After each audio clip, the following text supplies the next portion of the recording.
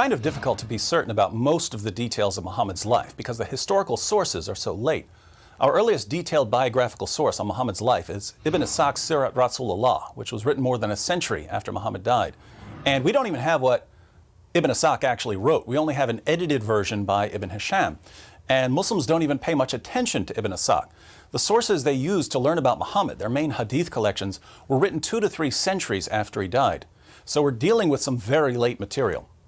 But if we take the Muslim sources at face value, the story of Muhammad's life goes something like this. He was born around 570 AD in a city called Mecca in what is now Saudi Arabia. His father, Abdullah, died before he was born, and his mother, Amina, died when he was 6 years old. After the death of his grandfather, Muhammad was raised by his uncle, Abu Talib, leader of the Banu Hashim clan. While he was still young, Muhammad began working in the Meccan caravan trade, which put him in contact with diverse religious traditions. When he was 25, he married a wealthy widow, Khadija, who was 15 years older than he was. With more leisure time, Muhammad developed the habit of retreating to a cave on Mount Hira for prayer and reflection, as was common for the polytheists of the Meccan Quraysh tribe. So it seems that Muhammad was very interested in religious matters long before anyone believed he was a prophet. During one of his yearly retreats, Muhammad became convinced that a jinn or a demonic spirit had possessed him and had ordered him to recite some verses. The verses said, "Read in the name of your Lord who created man from a clot of blood. Read, and your Lord is most generous, who taught by the pen, taught man what he did not know." These words are now found in the Quran, chapter 96, verses 1 through 5. So this is when Muhammad started receiving revelations that would eventually become the Quran.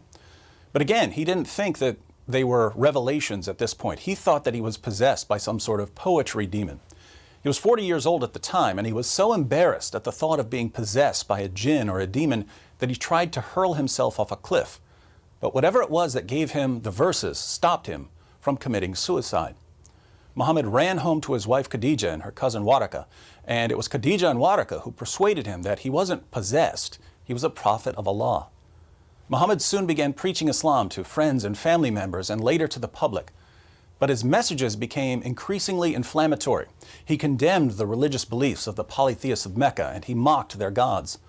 Not surprisingly, the Meccans eventually started persecuting Muhammad and his followers. And after his wife Khadija and his uncle Abu Talib died, Muhammad decided to flee the city of Mecca.